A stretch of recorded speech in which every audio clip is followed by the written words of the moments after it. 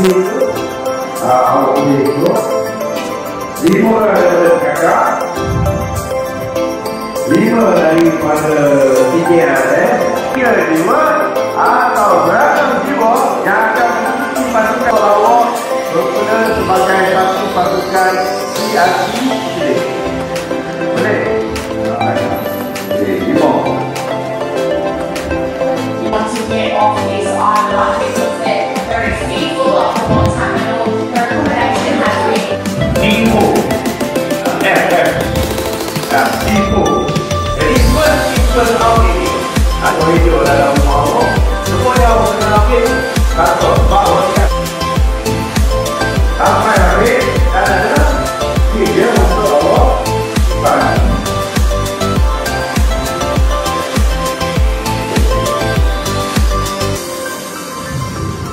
Okey, betul ke sebelah atas. Ini betul ke sebelah atas. Angkat dan tarik. Tarik dan tidur saja. Dapat.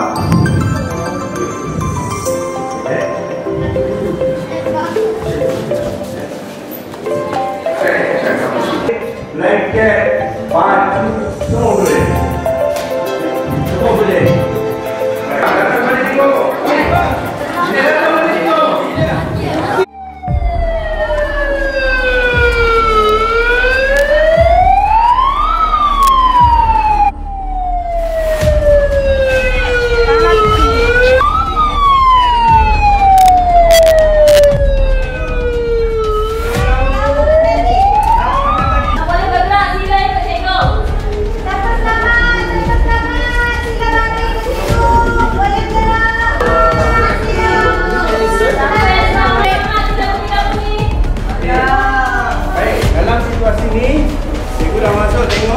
Cikgu kena terakhirkan merah, kuning, hijau, hitam. Hitam tu adalah mangsa yang mati.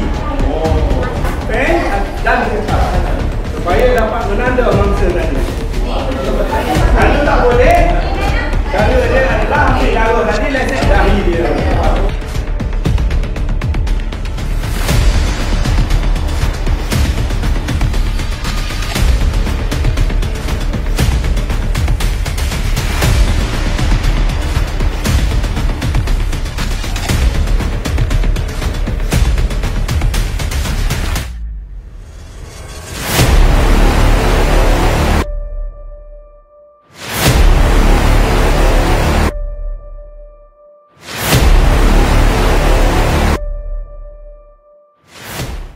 Bersama kita ialah Encik Wan Abu Bakar bin Wan Omar. Beliau merupakan Humanitarian Field School Coordinator. Beliau adalah seorang yang bertanggungjawab mengendalikan aktiviti-aktiviti sepanjang perkhemahan kali ini. Terima kasih Tuan. Boleh Tuan ceritakan sedikit tugas dan peranan Tuan sebagai member of the International Federation of Red Cross and Red Crescent Society? Saya Wan Abu Bakar, saya bertanggungjawab untuk koordinasi di Sekolah Lapangan Kemanusiaan atau kita kenali sebagai Humanitarian Field School Coordinator, yang mana sekolah lapangan ini bertanggungjawab mengendalikan latihan dan menyediakan latihan kepada para petugas sebelum deploy atau ditempatkan di lapangan bencana, di lapangan peperangan dan juga membantu dalam keadaan aman. Ini adalah tanggungjawab sekolah lapangan, yang mana sekolah lapangan ini ditubuhkan oleh IFRC dan juga Malaysian Red Crescent untuk melatih anggota ataupun orang ramai atau petugas-petugas yang akan turun ke lapangan di Malaysia, di Asia Pasifik ataupun di serantau dunia. Itu adalah tanggungjawab saya bagi memastikan sekolah itu berjalan dengan baik dari segi teknikal, dari segi latihan dan juga pengurusan. Terima kasih. Terima kasih Tuan. Boleh tak juga Tuan kongsikan apakah pengalaman yang Tuan tidak boleh lupakan sepanjang tahun menyertai misi menyelamatkan mangsa-mangsa bencana? Kebanyakannya kalau kita lihat dalam proses menyelamat atau proses bantuan bencana, perkara-perkara yang kita lihat adalah mangsa itu daripada kalangan kanak-kanak dan warga emas.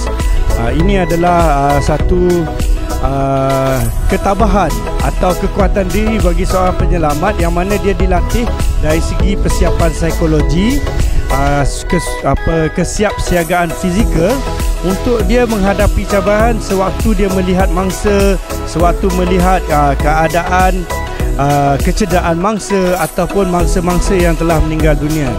Pengalaman yang tidak dapat saya lupakan adalah dari segi apabila mencari dan menyelamat mangsa dan melihat mangsa yang telah meninggal, dan kita dapat uruskan mangsa yang meninggal, atau melihat keadaan kecederaan parah kanak-kanak atau warga emas dan orang-orang dewasa, dan ini menyentuh hati kita.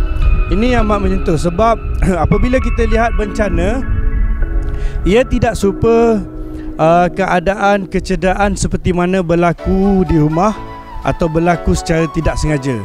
Bencana melibatkan satu impak kecederaan yang cukup besar.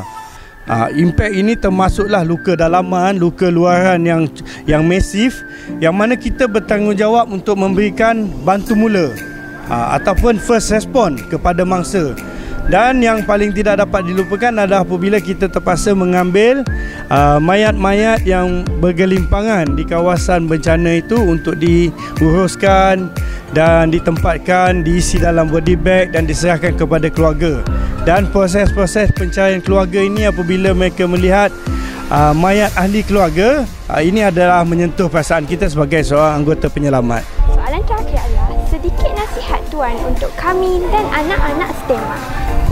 Baik, kepada STEMA, saya sangat menghargai jasa STEMA dan kesanggupan pihak sekolah untuk menerima kami sebagai jurulatih, dan ini adalah satu penghargaan yang cukup besar, dan saya bangga melihat pihak sekolah dan juga pelajar-pelajar dalam mengubah corak latihan. Ini adalah kali pertama sekolah ini dipilih dan merupakan sekolah pertama dalam Terengganu yang melakukan aktiviti ini pada tahun ini, dan kali pertama pada suasana bencana. Ini bukan perkhemahan biasa. Ini adalah pengurusan bencana di peringkat sekolah. Maka saya sangat terharu dan teruja apabila melihat anak-anak ini mampu melakukannya. Saya berharap pelajar skema satu masa nanti akan menduduki cabang-cabang bertugas di bawah Bangsa-Bangsa Bersatu atau di bawah PBSM atau IFRC. Saya yakin pelajar skema akan ada yang menduduki di bawah tugas-tugas ini. InsyaAllah saya yakin juga pelajar-pelajar ini akan mampu melaksanakan tugas mereka apabila telah melihat latihan ini dan melaksanakan latihan ini. Terima kasih cikgu. Saya harap mereka tabah dan mampu menjadi seorang dewasa yang baik. Terima kasih banyak-banyak Tuan atas segala pengalaman. Terima kasih. Yang dikasih sekian para peserta perkemahan seramai 149 orang. Dan tepuk sekali lagi kuat-kuat. Kerana anda telah berpercaya menjalani program perkemahan, mengalami mendapat pengalaman berkemah selama 3 hari 2 malam. Tahniah. Agak macam semua peserta. Sekali lagi tahniah.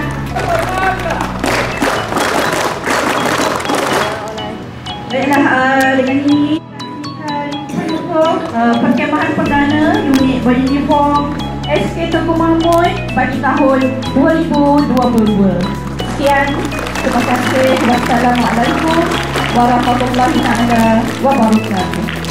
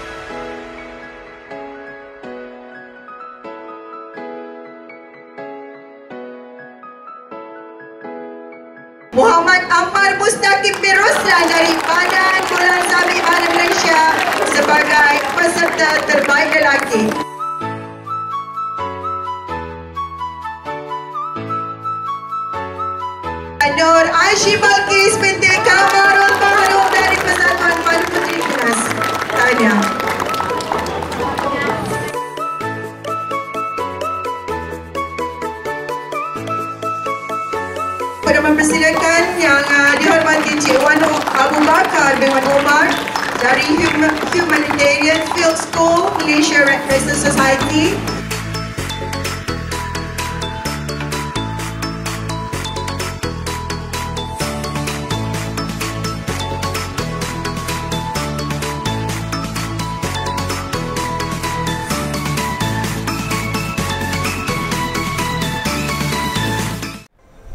Bersama kita sekarang ialah Encik Wan Mustafa bin Wan Ibrahim, Tuan Guru Besar yang kita sayangi. Tahniah Tuan, tema sekali lagi telah berjaya mengajukan program perkhemahan perdana untuk sesi 2022 atau 2023. Apakah kata-kata yang Tuan ingin kongsikan tentang program perkhemahan kali ini?